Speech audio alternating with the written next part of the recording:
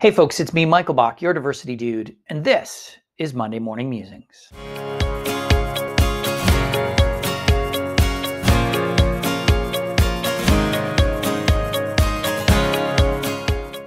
Happy Monday, everyone. It is week 172 in isolation. No, it's week 6, 7. I don't know. I'm just losing count at this point. I hope you're all doing well. I hope you're all staying safe. I made a mask on the weekend. I don't know where I put it. Anyway, I want to talk about something that kind of gets my goat. Every weekend, my husband and I watch CBS Sunday Morning. It's a thing, whatever.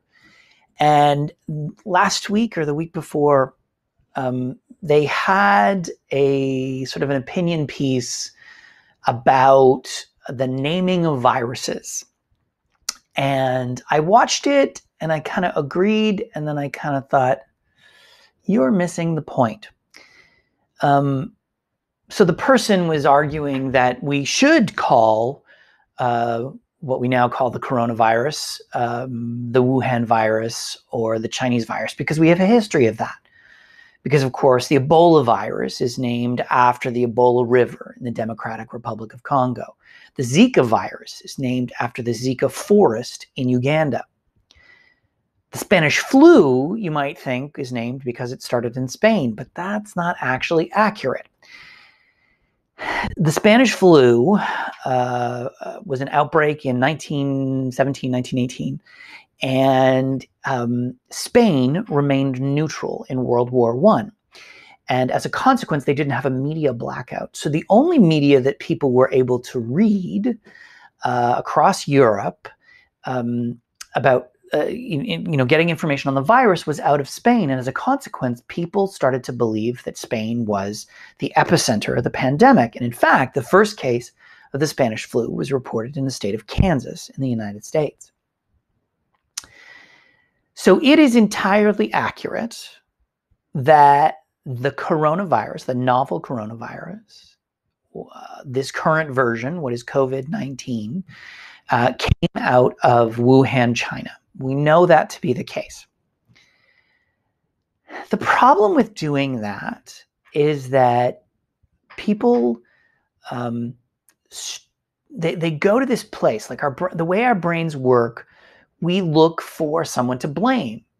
And what's been happening with this virus is that, the first employers, the first small businesses that were discriminated against very early on in the pandemic were Chinese-owned restaurants, stores, Chinatowns across the world basically shut down because people thought if they went there, they would get the coronavirus because it was being dubbed by people like President Trump as the Chinese virus.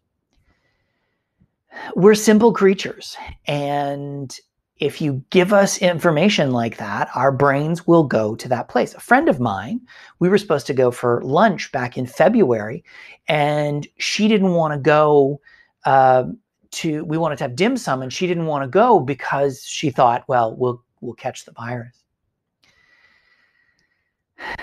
It's not necessarily coming from a place of discriminatory and racist behavior, but it is actually discriminatory and racist behavior because we're making decisions about something that isn't factual, about a person or a group of people's ethnocultural identity.